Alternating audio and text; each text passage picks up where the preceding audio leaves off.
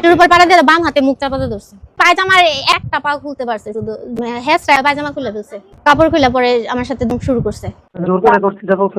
বলছি আমার পিরিয়ড চলতেছিল তখন আমি বারবার না করছি, সে বলছে সব করছে, মানে সব যা যা হয়েছে সব তুলে বলছি। চেয়ারে থাকা অবস্থায় পিছন থেকে এসে জোর করে কিস করছে, ধাক্কা দিয়ে ফালাই দিছি, পা দিয়ে লাথি মারছি পরে দুই হাত চাপা দিয়ে ধরছে। পরে যখন চিল্লাচিল্লি শুরু করছি, পরে বলতেছে এই রুমের বাইরে কোনো সাউন্ড যাবে না, চিল্লাচিল্লি করে তুমি কি প্রমাণ করবা। হাঁটুর উপর পাড়া দিয়ে ধরছে, বাম হাতে মুখ চাপাতে ধরছে।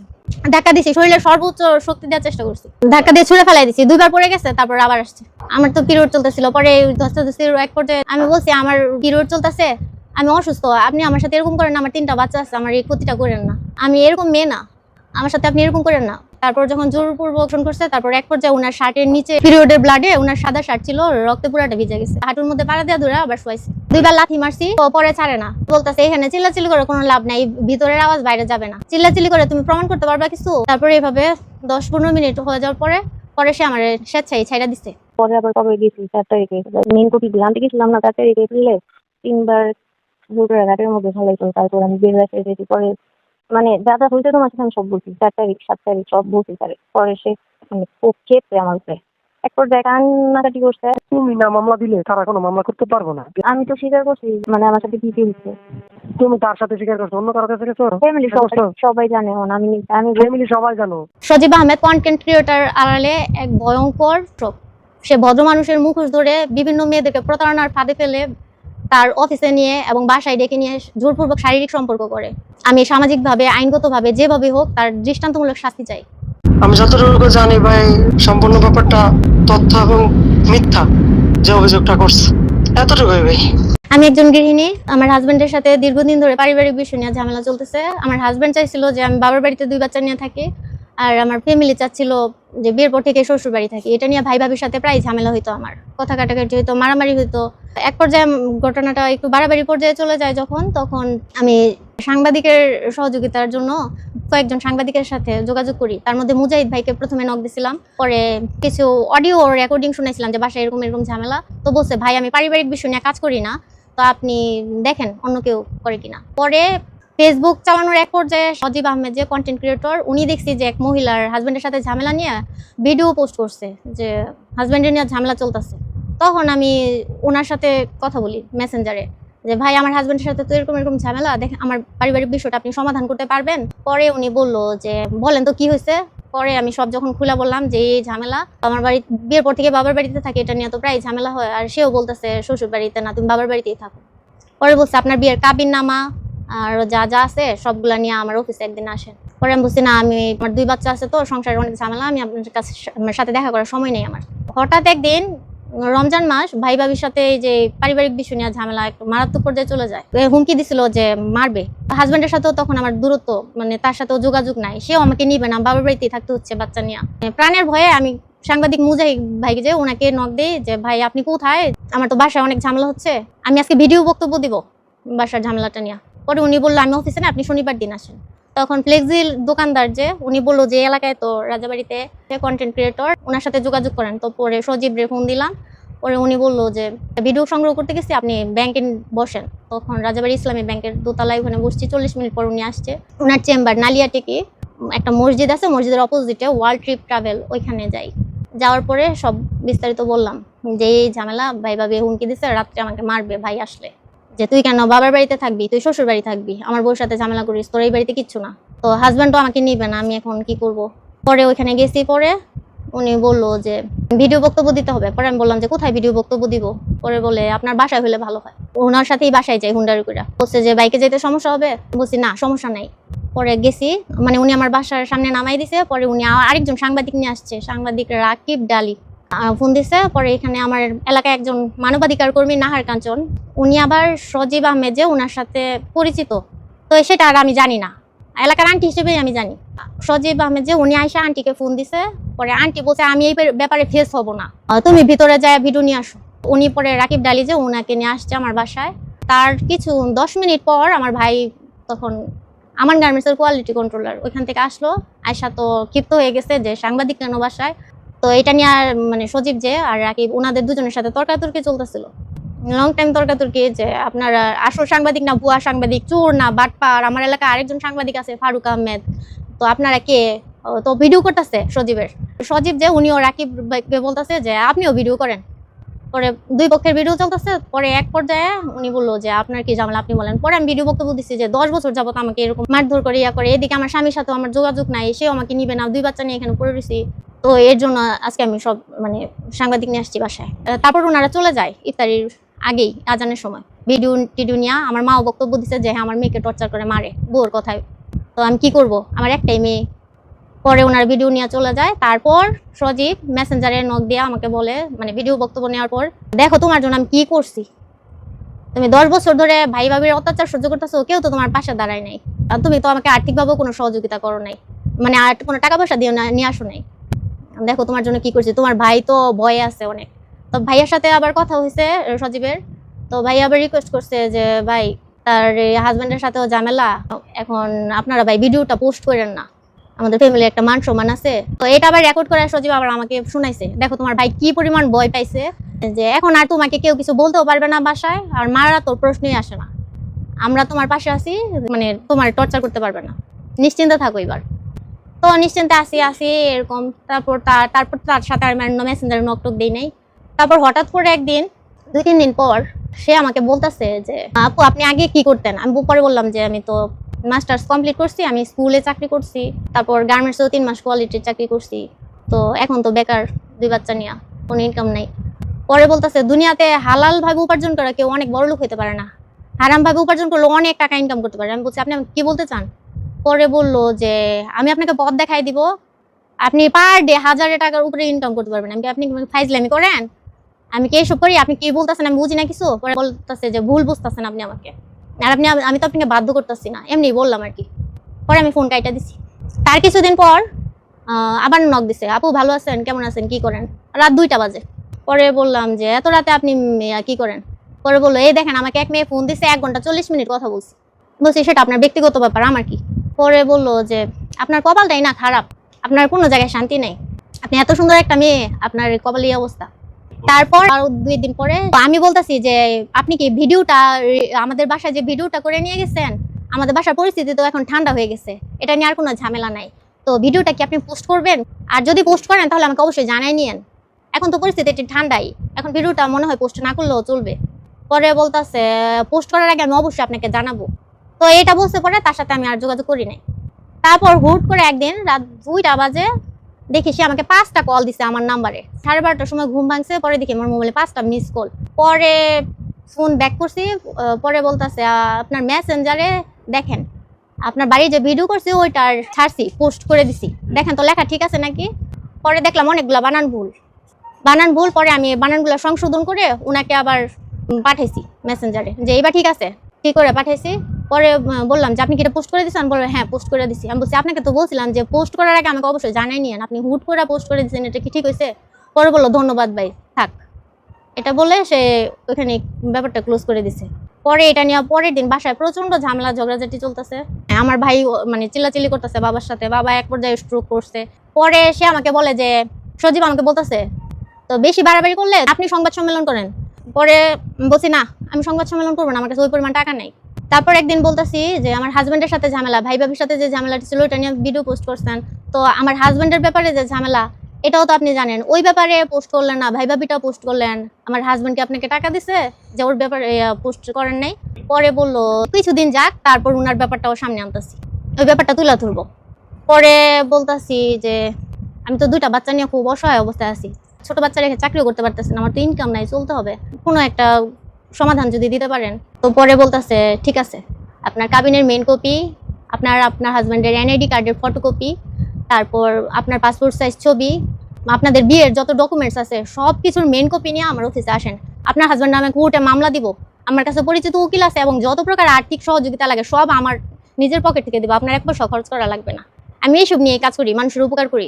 আমি বলছি কেন আপনি মানুষের উপকার করবেন, আপনার কি ফ্যামিলি নাই, আপনার কি বউ বাচ্চা নাই? ওর বলছে না রে ভাই, আমার কাছে মেয়ে বিয়ে দিবে কে, আমি একটা কিডনি রোগী, আমার ইন্ডিয়া যায় ট্রিটমেন্ট করতে হয়, আমার কিডনি ড্যামেজ হয়ে গেছে, আমি কয়দিন বাঁচি তার ঠিক নাই, আমার কাছে মেয়ে বিয়ে দিবে কে, এইভাবেই বলছে। পরে বলছি কি বলেন এগুলা, আপনি মারা যাবেন কয়দিন পরে, এর জন্য আপনি উপকার করতেছেন, আচ্ছা ঠিক আছে তাহলে তো আপনার তো অনেক ভালো মানুষ, মরার পরে এটার সুফল অবশ্যই পাবেন। পরে বলতেছি ঠিক আছে তাহলে আমার একটু উপকার করে দেন, হয় আমার সংসারটা বাঁচায় দেন, নাহলে আমার বাচ্চা নিয়ে যাতে চলতে পারি ওরকম একটা সিস্টেম করে দেন, ভিডিও পোস্ট করেও যদি হয়, সংসারটা জোড়া লাগে যদি পারেন। পরে বলতেছে ভিডিও বক্তব্য দিতে হবে, আপনি আমার অফিসে আসেন কাগজপত্রগুলো নিয়ে। 28 মার্চ বিকাল 3:30 নালিয়াটিকি ওয়ার্ল্ড ট্রিপ ট্রাভেল অফিসে যাই। তারপর ওই দিন ওই চেম্বারে যেয়ে দেখি উনি চেম্বারে একা। পরে বললাম আপনার অফিসে আপনি একা, আপনার কি অফিসে আর কোনো লোক নাই? পরে বলছে আরো 2টা ছেলে কাজ করে, উনারা এখন নাই, পরে আসবে। পরে ওই দিন উনি সাদা শার্ট পরা ছিল। ওই দিন আমার পিরিয়ড চলতেছিল, আমি অসুস্থ ছিলাম, তো আমি বলছিলাম যে একদিন পরে যাই। উনি বলছে না ভাই আজকে এই কাগজপত্রগুলো দিয়া যান, বেশি সময় লাগে না, কাগজপত্রগুলো জমা দিয়া যান, তারপর আমি ব্যাক কাজ আমি করতেছি। পরে কাগজপত্রগুলো নিয়ে যাই, পরে কাগজপত্রগুলো নিল, সব দেখলো, মেন কপি দিছি সবগুলার। আমার 3,500 টাকার কাগজপত্র ওইখানে ছিল, সবকিছুর মেন কপি। তারপর ওগুলা উনি একটা স্টেপলার করে ওনার কাছে রাখছে। তারপর ওনার একটা কালো রঙের ফাইল থেকে নীল রঙের কাগজ ওটা বের করে, পুরো ব্ল্যাঙ্ক ছিল, কোনো কিছু লেখা ছিল না ওইটা, মানে আমি যে কাগজপত্রগুলো দিছি ওই কাগজগুলো ওই মানে ব্ল্যাঙ্ক কাগজের উপর রাইখা বলতেছে এখানে আপনার এই 2 আঙ্গুলের ছাপ দেন। উনি ওনার হাত দিয়ে আমার আঙ্গুলের টিপস নিছে, মানে দেখার সুযোগ পাই নাই যে ওখানে কি লেখা। পরে আমি বলছি আপনি আমার হাত ধরছেন কেন? বলতেছে সরি। তারপর বলতেছে মামলা করবেন তো আপনার পুরো নামটা লেখেন, মানে সিগনেচার দেন। পরে আমি বলছি যে টিপস নিছেন আবার সিগনেচার দিতে হবে কেন? বলে না এটা কোর্টের মামলা তো, সব অরিজিনাল দিতে হয় কাগজপত্র, আর টিপস ওই সিগনেচার দুইটাই লাগে। আমার সিগনেচার দেওয়া শেষ করা পরে উনি দেখি আবার পাশে সিগনেচার দিল, মোহাম্মদ সজীব। পরে আমি বললাম আপনার নাম লিখছেন কেন? আপনার নাম না সজীব আহমেদ। পরে বলছে এনআইডি কার্ডে মোহাম্মদ সজীব।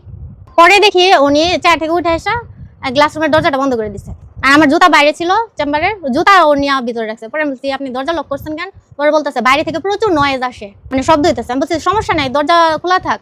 বলতেছে না কিছু হবে না, আমার এই অফিসে কে আসবে, আমার সবাই এলাকায় চিনে, কোনো ঝামেলা নেই। আমি বলছি না ভাই প্লিজ দরজাটা খুলেন।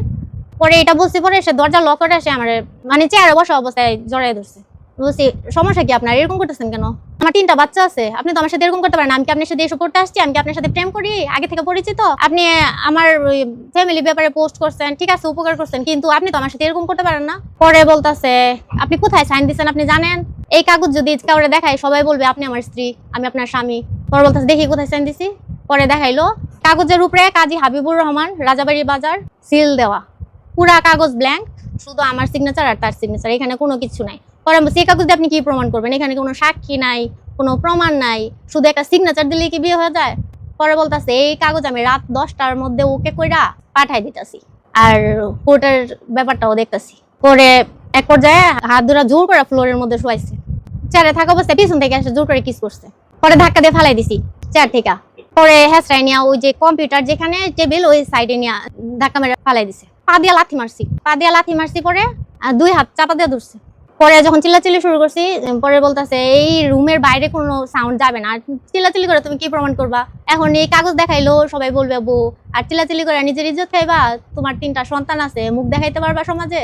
আর তুমি যে একটা পাগল এটা তোমার ভাই ভাবি সবসময় প্রচারই দেয়, তোমার কথা কেউ বিশ্বাস করবে না। তো বলতেছি স্যার শয়তানের বাচ্চা স্যার, এরকম করিস কেন, তোর লাথি মারা ফালাই দিব, এরকম জোরে জোরে চিল্লাচিল্লি করতেছি। ধাক্কা দেখে এক পর্যায়ে না ছাড়ে নাই, আরো জাতা দিয়ে ধরছে, মানে পায়ের মধ্যে মানে হাঁটুর উপর পাড়া দিয়ে ধরছে, হাঁটুর উপর পাড়া দিয়ে বাম হাতে মুখ চাপা দিয়ে ধরছে। ধাক্কা দিছি, শরীরের সর্বোচ্চ শক্তি দেওয়ার চেষ্টা করছি, ধাক্কা দিয়ে ছুঁড়ে ফেলাই দিছি, 2বার পড়ে গেছে, তারপর আবার আসছে। তারপর আবার ছুটে আসতে চাইছিলাম গেটের কাছে, গেট খুলতে দেয় নাই, আবার ওইখান থেকে ধরে নিয়ে গেছি। গেট খোলার চেষ্টা করছি, পরে গেট খুলতে পারি নাই, ওইখান থেকে নিয়ে হেসরা কম্পিউটার সাইডে নিচে যে জায়গা ছিল ওইখানে শোয়া, তারপর জামা টানা হেসরা করে আমি তো হাত পা দিয়ে ধাক্কা দিয়ে ফালানোর চেষ্টা করছি বারবার।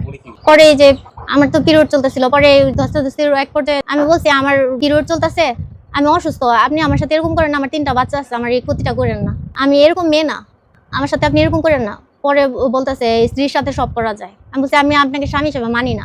পরে তারপরে উনি এরকম করছে, তারপর যখন জোরপূর্বক করছে, তারপর এক পর্যায়ে ওনার শার্টের নিচের বুতামের নিচে পুরাটুকু রক্তে ভিজা গেছে, পিরিয়ডের ব্লাডে ওনার সাদা শার্ট ছিল, রক্তে পুরাটা ভিজা গেছে। সে পায়জামার একটা পা খুলতে পারছে শুধু জোরপূর্বক, তারপর লাথি মারে ফালাই দিছি। এরপরও জোরপূর্বক আমার সাথে এরকম করছে, মানে লাথি দিতেছি যে পরে যেই পাশ খুলতে পারেনি ওই পায়ে হাঁটুর মধ্যে পাড়া দিয়ে ধরে পরে এরকম করছে। টেবিলের সাইডে যে দেয়াল ছিল, দেয়ালের মধ্যে হাত দিয়া তার ধাক্কা দিয়ে উঠার চেষ্টা করছি, পরে সে আমার বাম পায়ের মধ্যে হাঁটুর মধ্যে পাড়া দিয়ে ধরে আবার শোয়াইছে। 2বার লাথি মারছি, পরে ছাড়ে না, হেসরায় পায়জামা খুলে ফেলছে, হেসরায় পায়জামা খুলা কাপড় খুলে পরে আমার সাথে শুরু করছে, মানে মুখে চাপ দেওয়া ধরছে। যখন চিল্লাচিল্লি শুরু করছি, ধাক্কা দেখি শুরু করছি, পরে বলতেছে এখানে চিল্লাচিল্লি করে কোনো লাভ নাই, ভিতরের আওয়াজ বাইরে যাবে না। চিল্লাচিল্লি করে তুমি প্রমাণ করতে পারবা কিছু? তুমি যে পাগল এটা তোমার ভাই ভাবিও জানে, তোমার কথা দুনিয়ার কেউ বিশ্বাস করবে না। এটা তো তোমার বাসায় না, আমার অফিসে হয়েছে। তুমি যেভাবে যাও তুমি মানুষের কাছে পাগল সাব্যস্ত হইবা। আর আমার এলাকা সবাই চিনে, তোমার এই কথা কেউ বিশ্বাস করবে না। পরে ধাক্কাধাক্কি, মানে অনেক ধাক্কাধাক্কি করছি। পরে তার শার্ট, সাদা শার্ট পরা ছিল, ওই শার্ট এক রক্তে ভিজা গেছে। মানে একবার লাথি দিছি যে ধাক্কাধাক্কি করছে, পরে পিরিয়ডের ব্লাড যায়, তার শার্ট ভিজে গেছে রক্তে। তারপরে এইভাবে 10-15 মিনিট হয়ে যাওয়ার পরে সে আমার স্বেচ্ছায় ছাইড়া দিছে। পরে আমি দৌড়ে আবার দরজার কাছে আসছি, দৌড়ে মানে বের হয়ে আসতে চাইছি। পরে আবার আটকাইছে, বলতেছে এইভাবে বাড়ি যেতে পারবা না, তুমি এখন অস্থির, মানুষ দেখলে তোমার সন্দেহ করবে। আমি বলছি মানুষ দেখলে সন্দেহ করবে মানে? তুই আমার সাথে কি করছো? আমি যখন লোকেরা জানাই পরে তোর কি হইব? পরে বলতেছে যা খুশি করো গা, যা তুই যা, কি করবি, আমার বাল ফালাইবি, যা। পরে আমি জুতা পরা জামা কাপড় ঠিক করে, সে একটা ফোন আসছিল, তার ফোন করতেছে, এর মধ্যে জামা কাপড় ঠিক করে যখন জুতা পরবো, পরে সেই মুহূর্তে একটা সেলফি তুলছে তার সাথে আমার, মানে গলা ধরে পরে একটা সেলফি তুলছে। জামা কাপড় পরা ছিল, সবকিছু পরা ছিল। মানে সে চাইছিল মানে জোর করে আমার গালে কিস দিয়ে ছবি তুলতে চাইছিল। পরে এটা পারে নাই, পরে আমার গলার মধ্যে ধরে পরে একটা সেলফি তুলছে। পরে বলছে এটা বিয়ের প্রমাণ, রেখে দিছি এটা। তারপর সে আমাকে ফোন দিয়ে একদিন বলতেছে, 2 দিন পরে দুপুর 12টার সময় ফোন দিয়ে বলতেছে যে আমি আমার ছোট ভাইটা পাঠাইছি গাজীপুর কোর্টে, তুমি যে সিগনেচার দিয়ে আসছো ওই কাবিনের কপি কমপ্লিট করে সে আজকে আমাকে হ্যান্ড ওভার করবে, মানে তুমি তোমার হাজবেন্ডের ডিভোর্স দাও। আমি বলছি আমি আমার হাজবেন্ডের জীবনেও ডিভোর্স দিতাম না, আর আমি আমার হাজবেন্ডের ডিভোর্স দিব? তুই তো আমার লগে ব্ল্যাকমেইল করতেছস, আমি আমার হাজবেন্ডের ডিভোর্স দিব কেন? পরে বলতেছে তাহলে তুমি কি করবা? আমি বলছি তুই আজকের পর থেকে আমার সাথে আর যোগাযোগ করবি না, আমার মামলার দরকার নাই, তুই আমার কাছে যে অরিজিনাল কপিগুলো নিছিস সেই কপিগুলো ফেরত দে। পরে বলতেছে কপি ফেরত দিলে কি হইব, তোমার সাথে যে সেলফি ওইটা আমি কম্পিউটার ডেস্কটপে জায়গা মতো সেভ করে রেখেছি, কম্পিউটার ভাঙলেও সেটা কেউ বার করতে পারতো না, এটার পাসওয়ার্ড আমার কাছে আছে, আর মোবাইল চুরি হইলেও পাইতো না, এটা মোবাইলে রাখি নাই, কম্পিউটারের ডেস্কটপে রাখছি। পরে এটা নিয়ে অনেক দুশ্চিন্তায় ভুগতেছি, কারোর সাথে শেয়ার করতে পারতেছি না ব্যাপারটা। পরে আমার পরিচিত ফ্রেন্ড ছিল, পরে তাদের সাথে 2 জনের সাথে শেয়ার করছি যে এরকম ব্যাপার, হাজবেন্ডের ব্যাপারে অভিযোগ দিতে যায়, পরে ছেলেটা আমার সাথে এরকম করছে। তো এরকম যেহেতু তোমার সাথে করতে পারছে, গিয়া দেখো সে সিরিয়াল রেপিস্ট। পরে আমি বলছি আমি তো এত কিছু বুঝি নাই, সে তো আমার বাড়ির ব্যাপারে একটা পোস্ট করছিল, আমি ভাবছিলাম সে ভালো মানুষ, আমার পক্ষে কাজ করতেছে, কিন্তু এরকম যে মানে এরকম অবস্থায় পড়বে এটা আমি কল্পনাও করতে পারি নাই। বলতেছি যে তাহলে আমার কাবিনের মেইন কপি, আর যে আমার পাসপোর্ট সাইজের ছবি, আর যে সিগনেচার নিছে, আমার 3টা সন্তান আছে, এগুলা নিয়ে ভবিষ্যতে যদি সে বলে যে আমার স্ত্রী, এই যে সেলফি, এগুলা নিয়ে তো একটা কেলেঙ্কারি হয়ে যাবে, এই কাগজগুলো আমি কিভাবে বের করবো? পরিচিত একজন মানুষকে সাথে নিয়ে যাবো তার অফিসে, এবার বলছে দেখো তারে বুঝাই সুঝাই কোনোভাবে নিতে পারো কিনা। আমরা কি বলবো, আগে তো আর শেয়ার করো নাই যে অফিসে যাইবা কিনা, একা গেছো। পরে ছেলেরে আবার নক দিছি যে দেখো আমার কাগজগুলা ফেরত দাও, মেন কপিগুলা। পরে বলতে আছে ঠিক আছে তুমি আসো আমার সাথে দেখা করো, সরাসরি দেখা করি তারপর বলি। আমি বলছি না, দেখা করার তো দরকার নাই, আমার কাগজগুলা দিলেই হবে। শ্রীপুরে আইসা আমি রেলগেট আসি, তুমি রাজাবাড়ি থেকে এসে কাগজগুলো নিয়ে আসো। বলে না আমি শ্রীপুরে আসবো না, তুমি আমার চেম্বারে আসো। বলছি চেম্বারে যাই আবার আরেকবার দর্শন নিতে, আমি চেম্বারে যাবো না। পরে বলতেছে আমি শ্রীপুরে আসতে পারবো না, তুমি চেম্বারে আসো, সমস্যা নেই, এরকম কিছু আর হবে না, ও আদা করতেছি, আল্লাহর কসম এরকম কিছু আর করতাম না। পরে গেছি 4 তারিখ, ওই ঘটনা ঘটছে 28 মার্চ। তারপর 4 তারিখ আমি গেছি ওই নালিয়াটিকে অফিসে, শুক্রবার ছিল সম্ভবত। তো ওইখানে গিয়া পৌঁছেছি 1:30টার দিকে, অফিসে গিয়া দেখি তালা, অফিসে তালা ঝুলতেছে। তো তার অফিসের অপোজিটে যে মাদ্রাসার যে ইমাম মনে হয়, ওই লোকটা দেখে দূর থেকে দাঁড়ায় দেখে হাসতেছে, তো আনিজি ফিল হইতেছে। পরে দিছি সজীবের নাম্বারে ফোন দিছি, পরে কয়েকবার ফোন দিছি, 2-3বার ফোন দিছি। পরে কল ধরে বলতেছে যে আমি তো বাসায় এসে পড়ছি, আমার পাতলা পায়খানা, আমি অসুস্থ, শোয়া থেকে উঠতে পারতাছি না, তুমি আমার বাসায় আসো। আমি বলছি আমি বাসায় যাইতে পারবো না, তুমি অফিসে আসো, আমি বাসায় যাবো না। পরে বলতেছে বাইরে ভাই একটু কাছেই বাসা, তুমি আসো, আমি কাগজগুলো আসার সাথে সাথে দিয়ে দিবো, তোমার সাথে তো আমি বলছি, আমার তো মা বোন আছে, আমি এরকম কিছু করতাম না, তুমি কাগজগুলো নিয়ে যাও বাসায় এসে, আমি অসুস্থ, অনেক অসুস্থ। পরে আমি বলতেছি বাসা কোন জায়গায়, পরে সে রোডের তার অফিস থেকে একটু দূরে মোবাইল কানে দেওয়া দূর থেকে হাত ইশারা করে ডাকতেছে।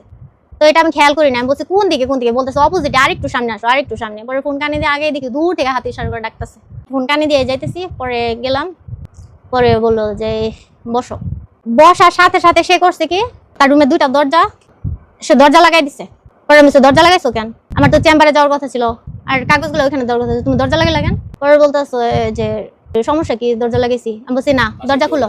হ্যাঁ বাসায় ছিল একটা মহিলা ছিল, পাশের তার রুমের অপোজিটে বারান্দা ঝাড়ু দিতেছিল মোটা কইরা। বলতেছি আমি জিজ্ঞেস করছি মহিলাটাকে, বলতেছে তার কাকি, আরো ভাড়া একটা আছে পাশে।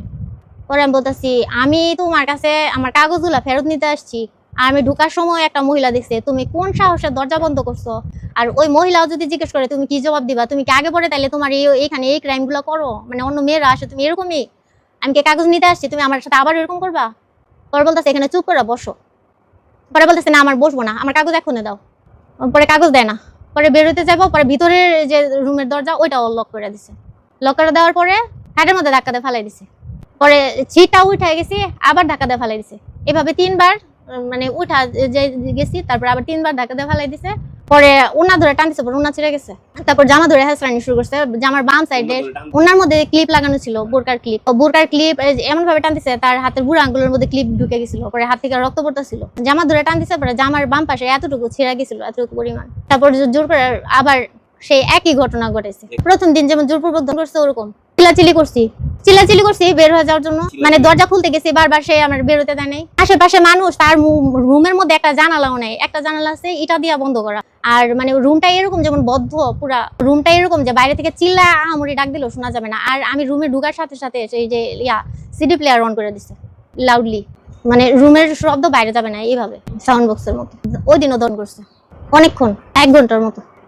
1 ঘন্টার মধ্যে মাঝখানে একটা ফোন আসছিল, এক সাংবাদিক নাকি যিনি ফোন দিছিল।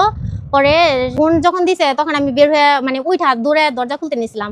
পরে সে করছে কি পা দিয়ে আমার আটকাইছে খাটের মধ্যে, যাতে যাইতে না পারি। মোবাইল আমার গায়ের উপরে রাখা সে মানে লাউডে সে কথা বলতেছে, যাতে আমি যাতে ছুঁইটা না উঠতে পারি খাট থেকে। পরে বলতেছে ভাই আমি কাচারিতে ঢুকছি একটা সংবাদ সংগ্রহ করার জন্য, পরে ফোন দে। আর যা ভিডিও বক্তব্য নেওয়ার তোরা নিয়ে পরে আমি ফোন দিতেছি, আমি কাচারিতে আছি। পরে আর উঠতে পারি নাই। সে টাইনা খুলছে জামা কাপড় টাইনা খুলছে, এমন ভাবে টাইনা খুলছে জামা ছিঁড়ে গেছে। পরে যখন আমাকে ছাড়ছে তখন আমি বের হয়ে যাবো, বের হওয়ার মানে যখন চলে আসবো মানে তার কাজ শেষ হয়ে গেছে। পরে আমার বলতেছে এলা তুই যা, কাগজ দেয় নাই। মানে সে যখন আমাকে ছাড়ছে বলে এলা তুই এখন তুমি যাইতে পারো, এখন আর তোমার আটকাইতাম না। পরে বলছে তাহলে আমার কাগজ? পরে বলছে কাগজ নেই কি করবা, কাগজ আমার কাছেই থাক, এই শালার একটা মামলা দিয়ে কোর্টে ঢুকাই দিই। আমি তুই আমার সাথে ব্ল্যাকমেল করে বারবার এরকম করতেছস, তুই আজকে বলছস কসম করে কাগজ দিবি, তুই আবার বলতেছস শালার মামলা খাওয়াবি, তুই এবার কি মামলা খাওয়াবি, তোর বিরুদ্ধে আমি অ্যাকশন নিতেছি দাঁড়া। তখনই তাৎক্ষণিক আমি যখন জামা কাপড় পরছি বের হয়ে যাবো, কাগজটা কোনোভাবেই সে দিবে না। এই মুহূর্তে একটা মেয়ে ফোন দিছে, আয়াতুল্লাহ আফিয়া, ফেসবুকে। তো তার প্রতি তো আমার অনেক রাগ, আমি সবকিছু নোটিস করতেছি রুমে কে ফোন দেয় কি করে।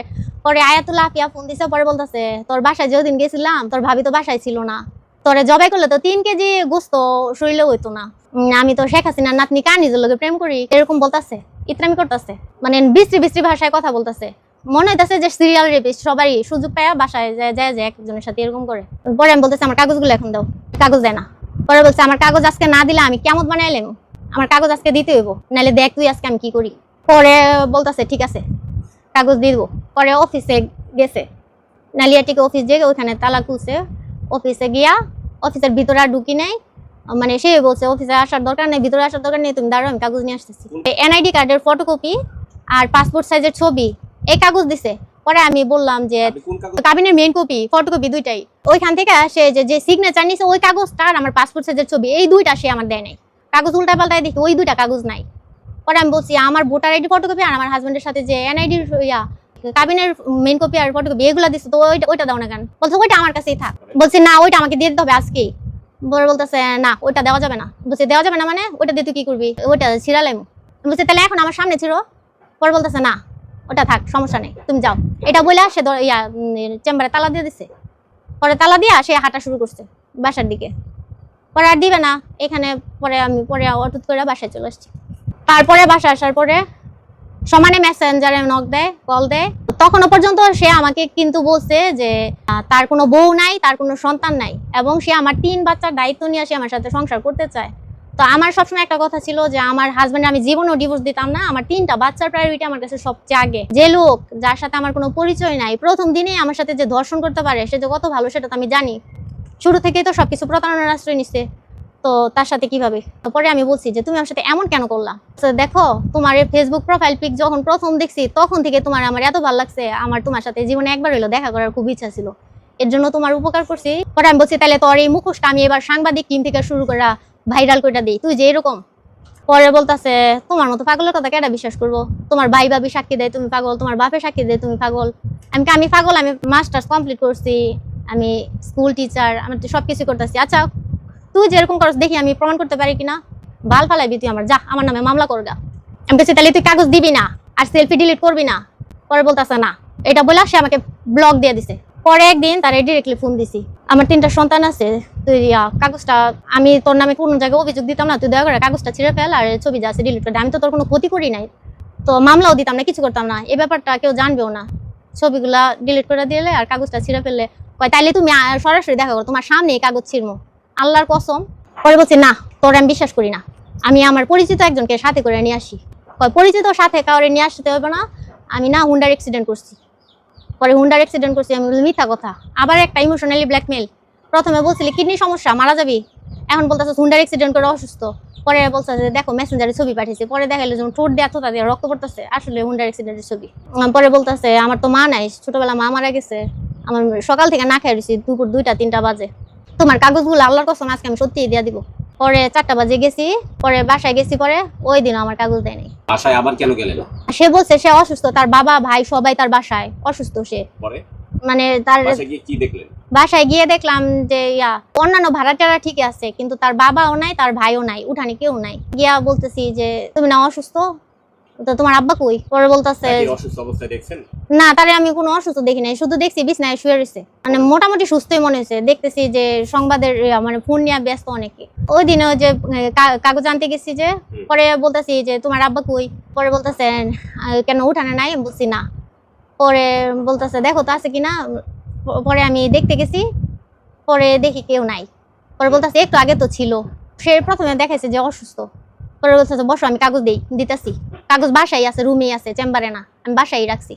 এটা বইলা যখন বসছি সে আবারও দরজা বন্ধ করে, আগে যেভাবে দর্শন করেছে সেম ওইভাবেই ওই দিন দর্শন করছে।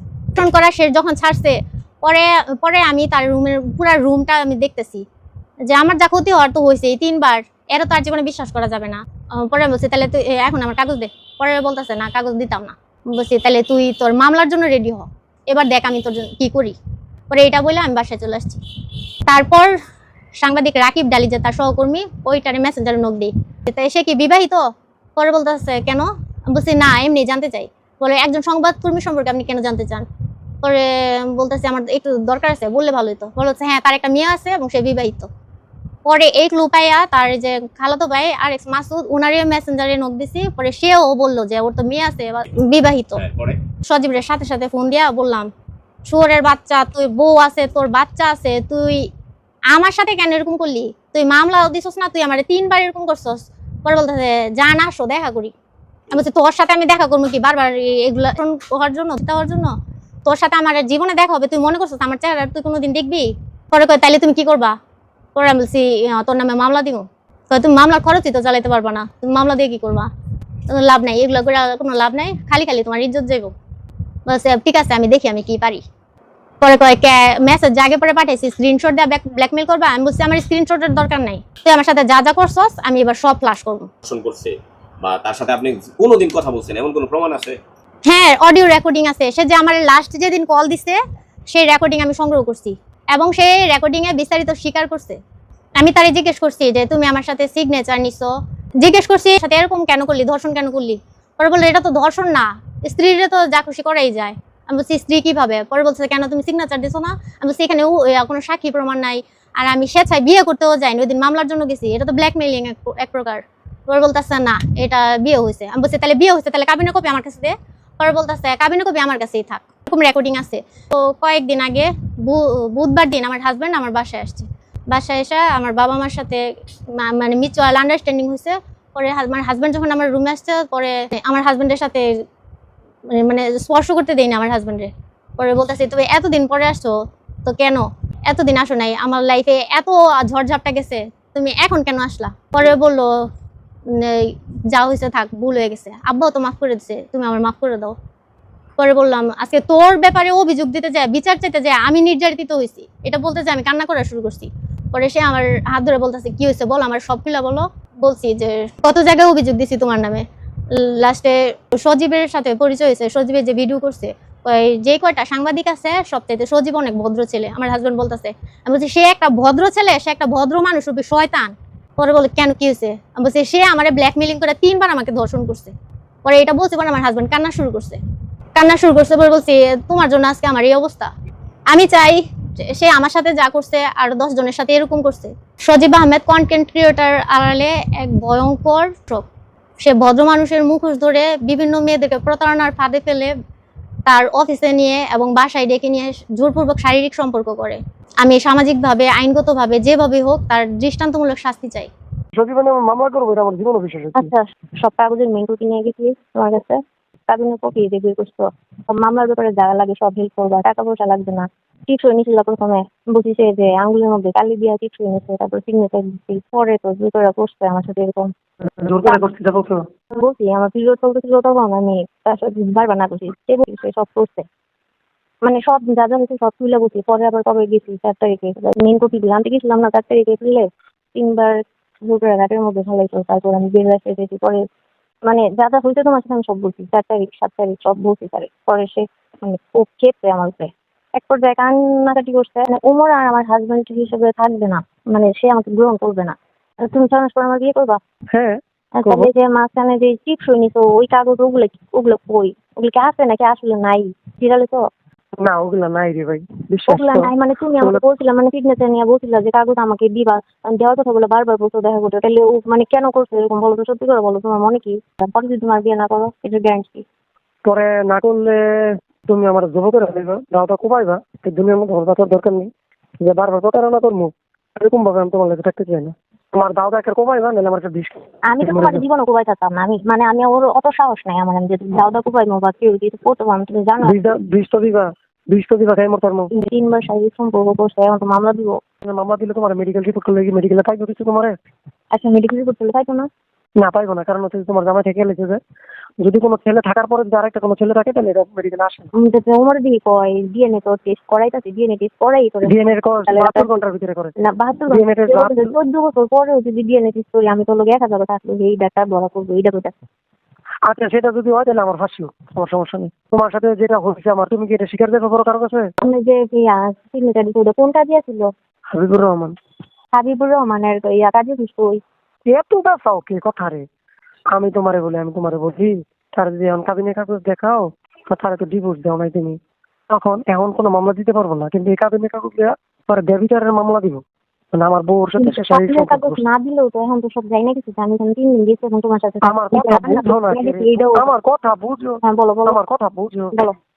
এখন তুমি না মামলা দিলে তারা কোনো মামলা করতে পারবো না। আমি তো স্বীকার করছি যে আমি মানে আমার সাথে কি কি হচ্ছে। তুমি তার সাথে স্বীকার করছো, অন্য কারো কাছে গেছো? ফ্যামিলি সবাই জানে এখন আমি আমি ফ্যামিলি সবাই জানো। তুমি কি কোনো পুলিশের সাথে স্বীকার করছো? তুমি অনেক কাগজ তোমার আমার বিয়ে কিন্তু হয় নাই। তোমার আমার বিয়ে কিন্তু হয় নাই। তোমার আমার বিয়ে হয় নাই। কেন হয়? কেন হয় না জানো? কেন? ওই যে ডিভোর্স দেওয়া নাই যে, আমি চাইছিলাম যে তোমার সিগনেচার নিয়ে রাখছি যে পরবর্তীতে এই কাবিনটা আমি কার্যকর করবো, তোমার ডিভোর্সের কাগজ দেখা এটা দিলেন তো। তুমি তো ডিভোর্সই দাও নাই। তাহলে তুমি তো সব জানো, সব সিস্টেম, তাহলে তোমার কি এটা ঠিক হয়েছে আমার সাথে যে এরকম শারীরিক সম্পর্ক করতে? আমি তো তোমারে বললাম ডিভোর্স দিতে থাকে, দেও ডিভোর্স। তুমি দেও ডিভোর্স, আমি তো তোমার বলি না যে তোমার আমি। আচ্ছা এতদিন যেহেতু দিতারি না, এখন আর কেমনে দিবে? এখন তো আরো সম্ভব না। কিন্তু আমার সাথে আমার ডিভোর্স হয় নাই, তা জেনেও তুমি যে আমার সাথে শারীরিক সম্পর্ক করছো, এইটা কি করবো? আমি তো তোমার ভালোবাসি, আমি তো তোমার বিয়ে করতে চাই এখনো। তাহলে তুমি চলে আসো আমার কাছে। না তুমি বিয়ে করে কাছে করতে পারতাম না? তুমি আমার সাথে ব্ল্যাকমেল কেন করবা বলো? মানে আমি তো জানি তুমি আমার হাজবেন্ড। আমি কি করছিলাম জানো? যে তুমি ডিভোর্স দিলে পরে কাজীরে দিয়া দেখাইমো যে 3 মাস পরেই আমরা বিয়ে করছি। আচ্ছা এখন ডিভোর্সের কাগজটা দিলে কিন্তু আমার কাবিনের কাগজটা কার্যকর হয়ে যায়। তুমি দিতে পারবা ডিভোর্স? এখন আর কোনো সুযোগই নাই। এসে বড় ও মা আমার হ্যাং ভেঙে গেলে আমি কোমল হলো, তাই না? মনে হয় বলবো না এটা সম্ভব। আমার আরেকটা কথা শোনো। বলো। তুমি কি পারবা আমার জেলে ঢুকে যাও? তোমার যদি থানায় নেয় তুমি কি গিয়ে বলবা এগুলা যে তোমার সাথে আমার কি কি হয়েছে এগুলো বলবা? তুমি কি থানায় যায় মামলা করবা আমার নামে? তুমি এতদিন বলছো যে এক কথা, এখন আবার দুটা আরেক কথা। তুমি আইসা পড়ো আমার কাছে। আসার কোনো সুযোগ নাই। কারণ যদি মামলা করতে মামলা করবা, এরকমই তো। মামলা করলে মামলা করবা আমার নামে তুমি। তুমি আমার সাথে প্রতারণা করলে কেন? তুমি তো সব জানতা, সব বুঝতা। তোমার কাছে মামলা করতে মামলা করবা, এটা বলে ফেলছো। তুমি আমার নামে মামলা করতে চাইতেছো।